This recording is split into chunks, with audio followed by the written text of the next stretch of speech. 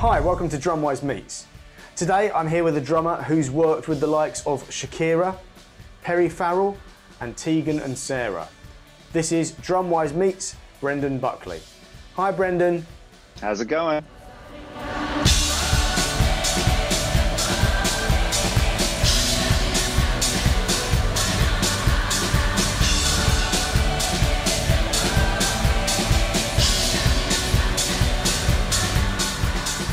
So my first question for you today, Brendan, is what age did you get into drums, and when you first started playing, what bands or artists inspired you?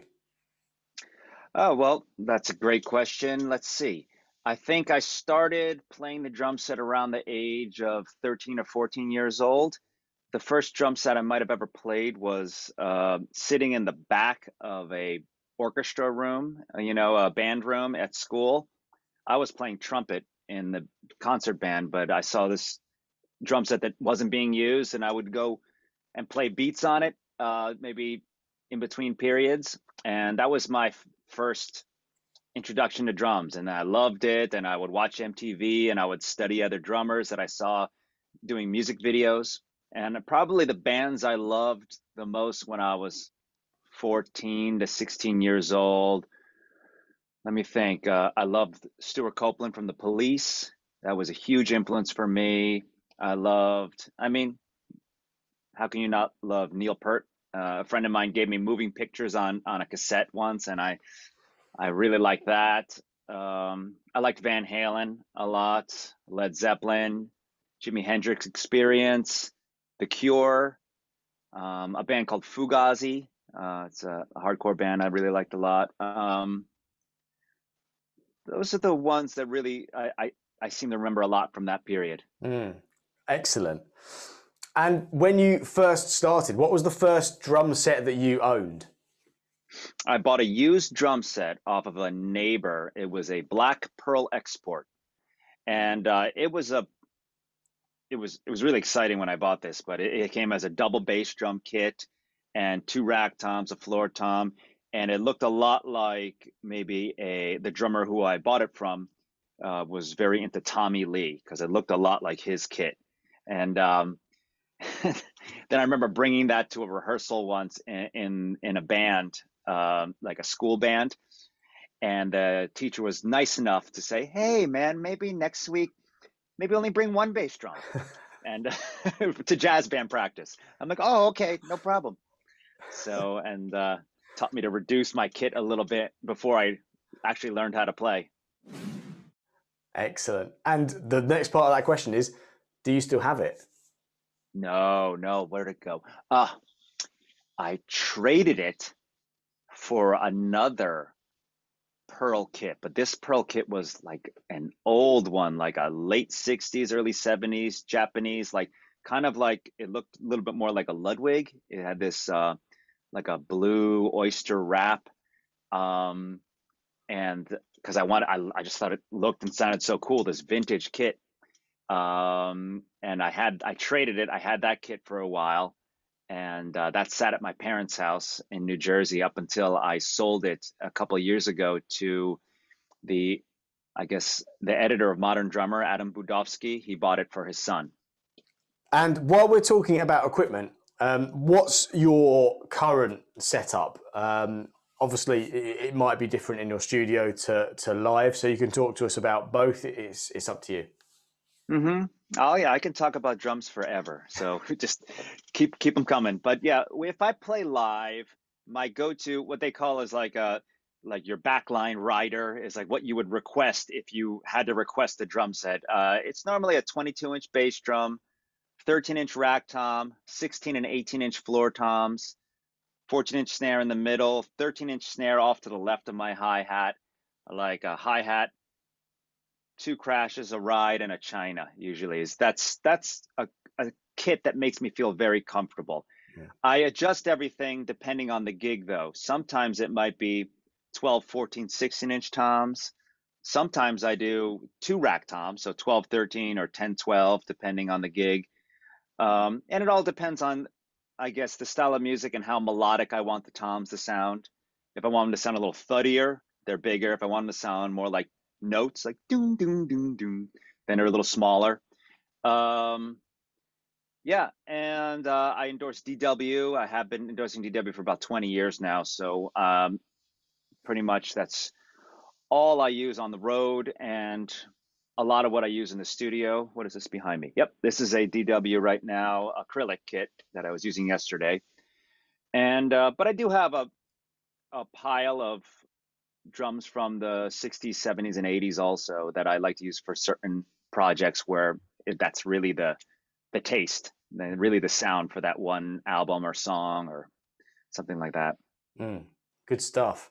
How do you Hmm. find the acrylic kit compared to a wooden kit? Just talking here because I use a Vistalite for the shows that I do, and the shows that I do are in the UK. We're quite hot on like tribute acts, so I do a theatre tribute act to Led Zeppelin and Deep Purple, so I'm using a clear Vistalite, not the amber, because of the Deep Purple thing as well.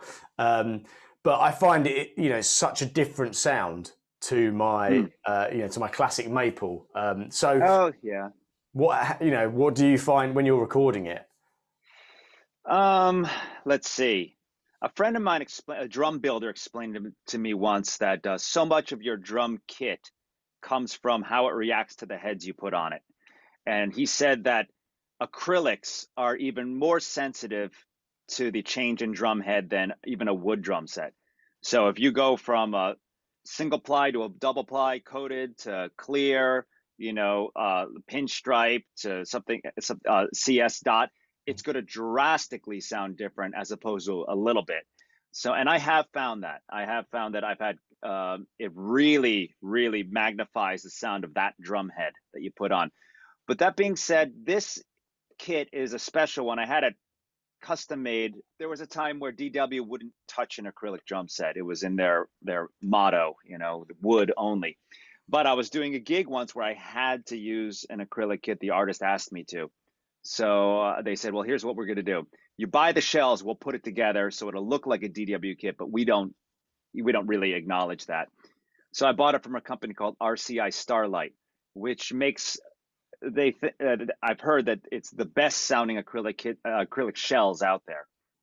So this one is from maybe 2011. I think I got this, and yeah, so it's custom made before they started making. Now they sell their own clear acrylic kit. So I'm not sure how it sounds differently from that one. I have this one. My friend Dave Elich has the same one. We both built it the same way. His has like different hardware on it, but RCI Starlight shells with DW hardware. And I love it. I love it. Here's a story. I brought it to a Shakira rehearsal for a tour. First time I ever used it, came out of the boxes. I was rehearsing in this big arena for a tour. We're going to be there for about a month. So I took out these drums, put them on the riser, and the front house engineer, love him to death, but he comes over, he's like, you got to be kidding me. Is this what you want to use for this gig? I'm like, gee, sorry, man. Well, I thought it would be cool, but if you don't like it, we won't use it. He goes, yeah, let's try it. It's all you have today, but it's not going to work. And I'm like, all right. So I said, hey, man, if it doesn't work, we'll get another kit. So we put it up, tuned it, played it. And then after like one or two songs, he goes over the speaker. He's like, don't ever change this drum set. It sounds incredible. And I'm like, all right, there we go. So I got the seal of approval from the engineer, and I don't think I've changed the bottom head. I mean, the bass drum head or the pillow in there for 10 years because he's like, it sounds so good. It's funny because that reminds me of a story that I've had as well. Exactly the same thing. You get the Vistalite out of the cases, and the sound engineer's like, oh no. And then you play it and they're like, that sounds amazing. Yeah. It must just be this thing that people think like that they've just got this thing against it, maybe, when they've not actually heard Yeah. one. But Plastic. It's going to sound like plastic. It makes sense. Similar thing happened. I did a tour where I used a stainless steel kit, and everyone's like, man, isn't that going to be too loud for this gig? And I'm like, I don't know. Let's try it. and everyone loved it. And I was like, see, like sometimes we see with our eyes and we don't use our ears, but you just use your ears and like, is it working? It's working. It sounds great. Yeah. But I do find that on stage can be a little more forgiving than in the studio. In the studio, depending on the room, depending on the mics you're using, the heads you're using, a bad kit can sound really bad, and or just inappropriate. I shouldn't even say bad. It's just certain kits just sound inappropriate for certain kinds of music. Something with the overtones or the reflection. So that I have to be really sensitive. Where if I'm, you know, being stubborn and I really want to use this drum set on this recording, and I'm fighting. I'm like, I should just switch to this other one. I don't know. It's just not going to work for this song. And sure enough, I switch it out and it sounds amazing, you know? So yeah, I think I've learned that under the microphone is a different world. The next question might be a bit of a difficult one. I'm not here to make your life easy though, Brendan. So No. If you had to pick just one, who would be your all-time favorite drummer? Steve Gadd. Easy answer. That was not even difficult for me, because I do have about, I don't know, maybe 150 favorite drummers, but I do have to sometimes narrow it down a little bit in my mind because I love so many things about so many different guys. But the one that seems to encompass the most of what I love in drumming and music is Steve Gadd. I love his feel. I love his career. I love his versatility. I love his sound, his musicality. Just it was. I don't want to emulate him or copy him per se, but I wouldn't mind. I do steal a lot from him, and I mean, there's other guys I love too. Like I said, I loved Stuart Copeland and John Bonham, and I'm a huge fan of a lot of different jazz drummers, but the guy that I go to the most is probably Steve Gadd. Cool. And if I opened it up a bit and said, you know, talk to us about your other influences, who are the other really big influences? I know you've mentioned a couple there, but, you know, talk to us about the other guys that really inspire you. Well, more so now than ever, it's studio guys. I mean, for years now, it's always been the guys who make records who I like the most. So you have your, you know, Jeff Porcaro and Hal Blaine. But then there's other guys like I really love Sean Pelton. I don't know if you know who he is, but Matt Chamberlain. I have a bunch of favorite Steve Jordan recordings. I like, yeah, these are guys I basically stole a lot from. They influenced my playing a lot. Even the subtlest thing, like the way they would do a drum fill or the way they would choose a part or something, is something that I would pay attention to. Jazz drummers, I love Bill Stewart. I love Brian Blade.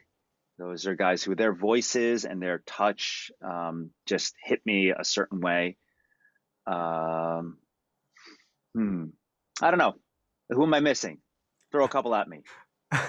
Well, you said your list is like 100. I mean, it's just, I mean, maybe this is a good chance to talk about this. So, obviously, recently, during this crazy time, you've been doing your drummer plus drummer recordings and videos. And you've worked with some incredible people, you know, people like Ash Sohn, Greg Bissonette, Benny Greb, Carter McLean, you know, it's just incredible. And I really love what you've done with it.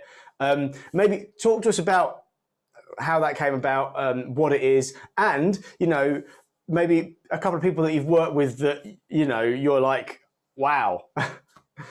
I released an Antonio Sanchez duet, and that was a thrill to work with him. I mean, just because he plays drums solo so well. I mean, if you heard the Birdman soundtrack, it's all like solo drums. So, and I met him a couple of years ago, and I was super happy that he wanted to be part of this. But anyway, the drummer plus drummer is a thing I started at the beginning of the pandemic in 2020, just to have something fun to do. that involved the drum community. I thought I could definitely teach online lessons, or I can definitely post videos of me doing recording sessions or playing the drum fill of the day. All these things that I love watching, and I will love watching my friends do. But I said, well, what can I do something different? And I thought about this idea of, maybe asking some of my buddies who also have home studios if they would not mind doing a duet with me, something musical, listenable that, studying drummers, but can, musicians in general or grandmas or whoever can enjoy it also. And so, finding the right people and, choosing the right cast was important. And so all the drummers that you'll see are all people that I consider friends, and I love their drumming, and I love the way they sound when they play and when they record themselves. And yeah, it was the initial idea was to do it as a live thing, like a weekly or a monthly live show where I can invite, same thing, a drummer who I really admire, who I'm friends with, who I would just like to jam with. And not jam like a shed session where we just blow on top of each other, which is fun too. But really, like, I wonder how hard it would be to do an entire set of improvised music with another drummer. I thought that would be exciting for me to really use our ears and creativity, and you do that while I do this kind of thing.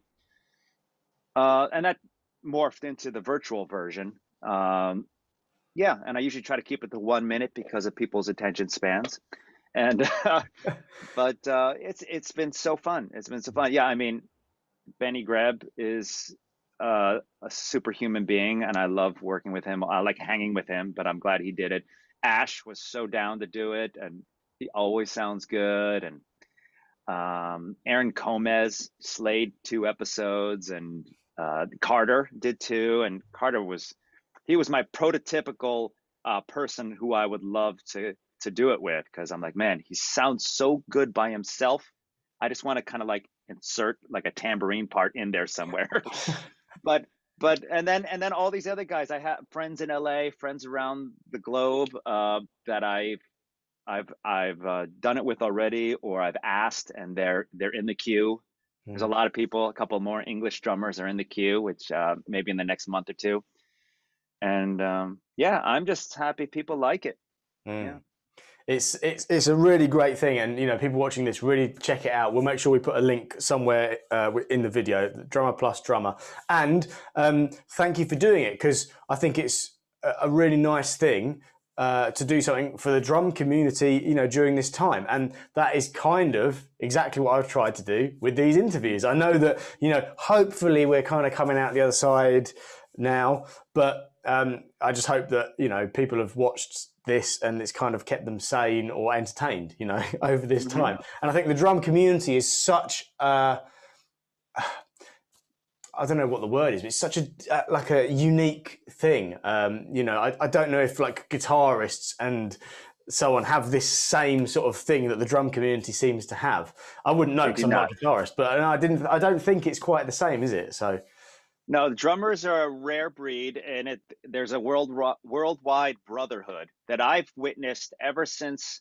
I witnessed it throughout my life, but when I went to music school, I went to a conservatory in Miami, Florida, and in the music school, the drummers there'd be all hang out with one another all the time. I would never see saxophone players hanging out with each other like at the cafeteria or in the parking lot, but drummers, they're just like, hey, what are you working on? And 5 drummers all of a sudden are hanging out talking about Manu Katché or something. And it's just a drummer thing. And then if you go to the NAMM show, I don't know if you've ever been to the NAMM show in Anaheim, but it's just piles of drummers just moving around like a swarm of bees. Drummers just love hanging out with other drummers. It's weird. Yeah. And yeah, keyboardists don't do that, So yeah, so there is this thing where through things like podcasts and interviews and drum clinics and magazines, there's a way where we all stay connected somehow in YouTube, Instagram, and I hope that it remains mostly positive too, because there is that trolling community that flows throughout social media or the internet or the world, actually. Mm. And that exists in everything, not drumming. I mean, that's the same thing in sports, hooligans and whatever. But I think I found that for the most part, it's purely positive and supportive, which at least the circles that I travel in. So I hope that it stays that way, and then it maintains its brotherhood status. Yeah, excellent. So on to my next question. What's been the highlight of your career so far? Highlight of my career. That's something I should have an answer ready, but I don't think I do. So I do think that, I mean, I love traveling. So I think that I've gotten to play in all over the planet. And that has been not one instance, but that's been just a highlight of just, I came from a small town in New Jersey in the United States, and I've managed to go everywhere. And that's been fun. It's been such an educational experience for me, learning culture, people, music, history, politics, through all of that. But playing a lot of the main TV shows has been also a highlight, doing all like those whatever famous TV shows like the Grammys or Saturday Night Live, or I did Jules Holland once, or these ones that I'm like, oh, it'll be cool to do that. It'll be cool to do that. And I guess I do think I said this once a while back, but I do think that getting to play for my parents in a stadium is pretty wild, because they were supportive of me when they used to take me to concerts, and sit in the the faraway seats, and I never would have thought that someday I'd be escorting them in to sit down in the whatever one of the front rows, and so I can play in one of these venues. So that never passes me by without some acknowledgement, like, wow, this is pretty cool that we get to do this now. I get to walk them around backstage like they're VIPs. That's important to me also. So from career highlights to maybe the other end of the scale here, have you ever had anything go wrong on stage, whether it's gear fails or brain fails, that you can tell us about? Wow. Yes. Everything that could have ever gone wrong has gone wrong for me. And that is part of being a professional, is to realize that no matter how much you practice or prepare, something is still going to go wrong, and that's okay. So I've had gear break or fall apart, bass drum heads breaking, which is just the worst. Or I've had the in-ear monitor stop working. I've played venues where the video wall almost crashed on top of the drum set. I had to run out and save my life. I've curtains not going up, which is hilarious, when it's like, okay, ladies and gentlemen, and it just gets stuck, and I'm like, I can't. When things go wrong, it's usually the funniest thing in the world to me, because it's the thing that we will remember from that concert or that tour, was, remember that time that this happened, or remember that time you fell off stage. Or so yes, everything that could possibly have gone wrong has gone wrong for me. And I think it's like you can't hope for a show. I mean, you can hope for a show without any mistakes, but that's not really going to happen. You have to really prepare yourself for, if this goes wrong, we'll do this. If this goes wrong, we'll do that. If the computer shuts down, we'll go to this thing. If the singer gets lost, we'll do this. If the microphone stops working, we'll do that. If there's a riot, we'll do this. You have to have just dozens and dozens of contingency plans, and then you can play very confidently, knowing that let's step into this chaos and see what happens. Yeah. When you first get a gig with a new artist, how do you learn the songs? So, do you normally just like pull up the tracks on Spotify or Amazon or whatever and listen to them? Or do you listen to the tracks and transcribe some stuff? Or are you ever sent a folder with all of the drum music? Here you go, Brendan. Here's like all of the dots for you to learn the entire show from this folder. Yeah, I mean, every gig's different, but my go-to work method is I used to get years ago I would get CDs in the mail, but now and then it would be MP3s in the mail, and now everyone just sends me SoundCloud or Spotify or YouTube links.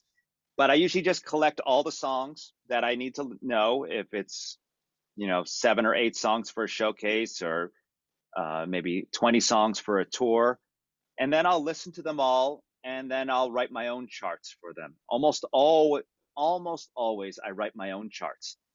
It makes me comfortable. It's kind of like a weird way for me to ingest the music a little better is to move a pen while I'm listening. So I'll listen and I'll just write, left to right, top to bottom, just charts, each one with the BPM and then song title. And I might not ever need to look at those again, because if the songs are easy enough, I'm like, all right, I got it. I got it. Or if it's a little trickier, next thing I'll do is I'll put those charts on a floor tom or on a music stand, and I'll put on the headphones and I'll play along, staring at the notes I wrote, seeing what feels natural, what feels awkward. I'm like, ooh, that's a weird break, or that's an interesting syncopation there. I'm going to work on that a little bit. And then when I ingest all of that, then I'll usually memorize the material. I prefer showing up to a gig or rehearsal with the stuff memorized. So then I'll flip over the music and just put on a metronome and try to play the song down just from memory. And usually by that point, I have it pretty internalized and I feel confident to go to the first rehearsal or to the sound check. I've done some gigs where I'm literally flying in, those stories where you fly in just to do the concert. So I have to do all the homework ahead of time. So when I get there, it goes as well as possible. And in those cases, I'll even prepare a little further. Like maybe I'll go look for live versions of every song on the internet to see if there's something I don't know, some surprise, like, oh, this is longer, or it's way faster live, or I did not realize there's this flamenco breakdown in the middle or whatever. So, because they'll be like, oh, here's the songs, check it out. And these are the 3.5-minute album versions that are nothing like what they do live anymore. So, yeah, but that's normally what I do. And if they do send me a folder of music, I hardly read that, but I will reference it if I really want to see, I wonder what the composer meant by this. And I'll look it up and I'm like, what? I guess, oh, that's the kick drum pattern he really wanted? Huh. And I'll kind of like cross-reference that with what I hear or what I think makes sense. And I'll have options. Sometimes I have options in my charts, like what I want to do and what is actually on the song, and I think is cool, but I think it might not work as well as this. And that's using your own musicality to try to massage the parts a little bit so they work a little better. And usually you can have that discussion with the artist or the MD saying, hey, the album goes like this, but I think it kind of feels better like this, And they're like, hey, cool. Or do it exactly like the record. And now you have both options. Good stuff. So now I've got a couple of curveball questions for you. And the first one of those is, what are your hobbies away from drums? Away from drums, I like reading books. I like drinking coffee. I like exercising, whether it be like riding a bicycle, going for a jog, going to the gym, boxing, or martial arts too. So, like sparring, martial arts stuff. And I went to a Brazilian jiu-jitsu class this morning. That's pretty much it. And just lots of family time, quality family time. Those are my main hobbies. When in my 20s, I had about like 45 hobbies. And then as I got a little older, I just started running out of time. I got too many things to do in one day or 1 week and not enough hours. So I kind of like slimmed it down a little bit. That question came from the fact that I thought of, well, for all of us, drums started as a hobby. You know, Yeah. there's no two ways about it. For all of us, drums started as a hobby, and you know, we've managed to make a career of it, whether it's teaching or whether it's recording or touring. But that doesn't mean that we can't still love it and have a passion for it, and even, you know, still call it a hobby that we just get paid for. Yeah, I have this discussion with a lot of my friends in music and outside of music that, like most of my friends outside of music, when they go to their job, they do their job really well. And when they leave their job, it's over. Mm. And they don't have to think about their job until they go to it the next day or the following week or whatever. And I, for better and for worse, am thinking about drums 24 hours a day. You know, I dream about it. Whenever I'm not playing the drums, I'm thinking about playing the drums. And it's a bit of an obsession that is mostly healthy, sometimes unhealthy, but it's because you and I and many other people that would be watching this have turned their hobbies into a career, you know, and so there is no break from me thinking about playing the drums. I want to practice all the time. I want to study. I want to listen to music. I want to watch tutorials. I want to talk to my drummer friends. It's it's I mean, if I'm in a studio right now, I have books, I have exercises everywhere that I need to be working on, and music I need to be memorizing, and all these things, and drums that need to be tuned, and heads that need to be changed, and it's it's never ending. It's never ending, which I love. I Mm. love that, you know, some people think that at this point I might, you know, get a little bored, but I never, ever, ever get bored of playing the drums, of studying drums, of practicing drums. I Mm. read Benny Grebb's new book about efficient practicing. It's a great book, by the way, if anyone wants to read it. It's really well written. He's a super great communicator. But part of it was, what if you don't know what to practice? And there's a whole chapter on that. It's really well said. But I'm like, man, I have never not known what to practice.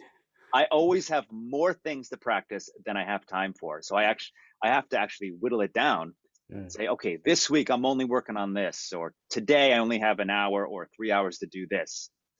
I don't have a regular practice routine, so it's kind of more guerrilla warfare practice where I have 30 minutes here and an hour there and 5 hours here and 5 minutes here. And so, yeah, I, Mm. I'm I imagine that you feel the same, because every drummer I talk to usually feels very similarly about this. Exactly. And I love the way you've answered that, because like just literally just the way you're talking about it, like the passion is so obvious. And that's the whole point of me asking that question, the whole hobby turning into career. So my next question is the most anticipated question of this entire video series. What's your favorite cookie? What's my favorite cookie? So in England, they call cookie something else. Yeah, so in England, we call cookies cookies. Biscuits, right? Exactly. So a cookie Yeah. here is a very specific like biscuit. And obviously a biscuit, yeah, that's I mean, you must have spent enough time here to know we've got like ridiculous amounts of biscuits. Whereas obviously for you guys, Crisps, yeah. crisps, chips. Yep. But for you guys, a biscuit's a very different thing, isn't it? Yeah, it's a fluffy bread, savory bread. Yeah. Exactly. But cookie wise, what's your favorite? Uh, well, probably a lot of people will hate this answer, but I don't eat a lot of sweets.